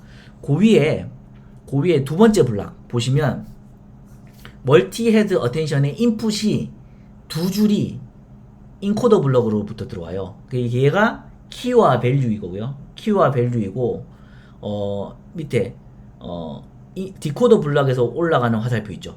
그거는 쿼리의 역할을 하는 거예요. 그래서 요 중간에 있는 요 멀티헤드 어텐션 요 블락은 어텐션을 구현한 내용입니다. 밑에 있는 마스크드 멀티헤드 어텐션은 셀프 어텐션을 구현을 해서 내가 가지고 있는 정보들을 더 잘 모아가지고 더 잘 알아보겠다라는 거고, 중간에 있는 블락은 내가 인코더의 아웃풋을 참조해서 정보를 더, 그러니까 인풋 시퀀스의 정보를 내가 가져와서 참조를 하겠다라는 어텐션 메커니즘인 거고, 그 뒤에 피드 포워드를 적용시킨 다음에 얘를 12번을 반복해서 제일 끝에 우리가 원하는 형태대로 뭐 분류 문제를 풀든 뭐 이런 식으로 진행을 하는 게 이제 트랜스포머 아키텍처입니다. 예. 요게 다예요. 요게 다인데 다가 많죠. 예. 다가 많은데 요게 이제 트랜스포머 아키텍처고, 이게 다른 분야로 전이되고 뭐 할에 따라 전반적으로 약간만 달라지지 이 전반적인 구조는 그대로 유지를 하고 있는 거고요. 일단 셀프 어텐션을 통한 센티멘트 어널리시스에 대해서 제가 뭐 이렇게 막 좀 다 그려놨어요. 그려놨는데 이거는 나중에 참고하면서 보시면 되고, 이게 셀프 어텐션, 아까 셀프 어텐션이 어떤 문장을 어떻게 분류하는지에 대한 이유를 말해준다 그랬잖아요. 그래서 예를 들면 이거는 이제 셀프 어텐션을 통해서 분류 문제를 푼 거고, 긍정이냐 부정이냐 분류 문제를 푼 거고, 실제로 이제 긍정이라는 거가 나왔을 때 뭐 러브를 열심히 받고, 다 긍정이네요. 그래서 이제 요 색깔들이 아마 밝으면 밝을수록, 잠깐만요. 녹색에 가까울수록 좋은 건 거고, 빨간 건 안 좋은 건 거고, 뭐 이런 거라서 프로젝트를 긍정으로 프로젝트 했을 때 뭐 주로 보는 단어가 awesome 단어, 뭐 excellent, 뭐 love, 뭐 이런 단어다라는 걸 보면서 이제 이 모형이 어떻게 동작하는지에 대해서 좀 파악할 수 있는, 그런 explainability를 제공할 수 있다. 셀프 어텐션, 그런 예를 하나 보여드린 거고, 릴레이션 네트워크는 제가 하나하나 또 이렇게 디멘전 해가지고 설명을 하려고 그랬는데, 이거는 넘어가시고, 시퀀스 투 시퀀스의 어텐션이고, 이건 좀 이해할 수 있는 그림이 없나? 요까지네요. 요까지입니다. 그래서 이 얘들은 좀 뭐랄까 워낙 옛날에 만들어 놓고 해서 제가 설명을 드릴 시간도 없고 의미도 없어 보이지만, 정말 요거는 오늘 듣고 가셔가지고 또 한 번 보고 또 한 번 보고 또 한 번 보고 해서 자기 거를 만들어 놓으시는 게, 이게 계속 괴롭혀요 이제. 그러니까 좀 열심히 봐주시기 바랍니다. 박사님, 저는 오히려 다른 식으로 생각이 들었는데, 네. 이 트랜스포머라는 모델이 많이 사용되기 시작했다고 하면은, 네. 혹시 예를 들어 파이썬 기준으로 했었을 때 네. 범용하던 어떤 패키지가 이미 나온 게 있을까요? 있죠. 그래서 이제 기본적으로 파이썬이나 이런 데서는 어텐션 레이어들이 쭉 그러니까 트랜스포머 레이어들을 제공을 하고요. 그리고 더 중요한 거는 이제 허깅 페이스라는 그런 뭐랄까요, 허브, 그러니까 모델들을 모아는 커뮤니티 아니고 뭐라 그러지? 오픈 소스 커뮤니티가 있어요. 허깅 페이스라는. 거기는 수많은 사람들이 이제 엄청 많은 데이터들로 만들어 놓은 자기네들의 트랜스포머, 그리고 그걸로부터 발달된 버트, GPT, 엄청나게 많은 모형들을 올려놓고 공유하는 사이트가 있습니다. 그래서 그 사이트에서 자기한테 맞는 모델들을 찾아가지고 쓰고 하시면 돼요. 근데 이게 아까 말씀드렸잖아요. 이 아키텍처나 껍데기는 어떻게 보면 혁신적이긴 한데 어떻게 보면 고정이고, 결국 저희가 해야 되는 거는 저 아키텍처에다가 잘 프리트레인된 어떤 모형으로부터 우리 데이터를 집어넣어가지고 학습을 시켜야 되는 건 거죠. 예, 그런 과정에서 이제 이런 모델에 대한 이해가 필요해서 지금 설명을 드리는 건 거고, 말씀하신 대로 임플리멘테이션 자체는 일단 그런 딥러닝 프레임워크들에서 다 제공을 하고 되게 모델들이 다 표준화되어 있기 때문에 허깅 페이스라는 어떤 커뮤니티를 통해서, 사이트를 통해서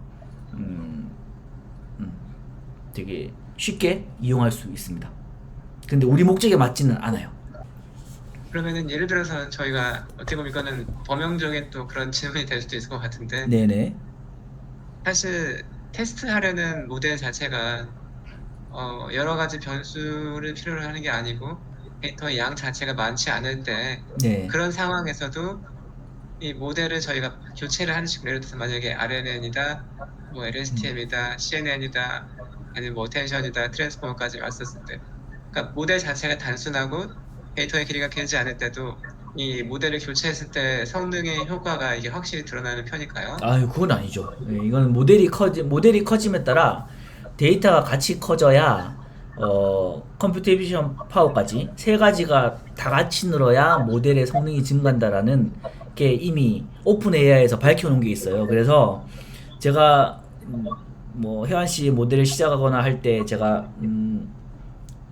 은근히 슬쩍슬쩍 말씀드린 게, 모델이 크기만 하다고 좋은 거 아니고 우리가 다 가진 데이터들이 이 정도밖에 안 되기 때문에 일단 LSTM 해보자, 뭐 이런 말씀을 드렸던 게, 예, 데이터가 많거나 디멘전이 많거나 아니면 데이터의 개수가 디멘전, 그러니까 이게 인풋 이거의 길이가 너무 커서, 예를 들면 LSTM이나 기존에 있는 모델들도 잘 설명이 안 된다 할 때 넘어가는 거지, 그냥 모형이 크고 좋다고 잘 나오니까 우리 것도 잘 나올 거야 이런 건 아닙니다. 그래서 그런 것들은 잘 판단해서 해야 되는 부분이고요.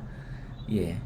근데 지금 뭐 데이터 케이스 뭐 관점에서만 보면 뭐 우리가 되게 관점에 따라 적은 데이터가 아닐 수도 있고, 데이터를 강화하는 방법에 따라 데이터를 많이 하게 할 수도 있고, 예, 그런 것 같아요. 예, 그래서 그것들은 하나하나 봐가면서 저런 모양이 필요한지, 그리고 저런 모델을 피팅했을 때 성능이 담보가 되는지는 계속 판단해 나가야 될 부분이죠. 예, 맞습니다. 그래서 이제는 진짜 뭐랄까, 그 토큰 모양이기만 하면 어떤 데이터에도 다 적용을 해요.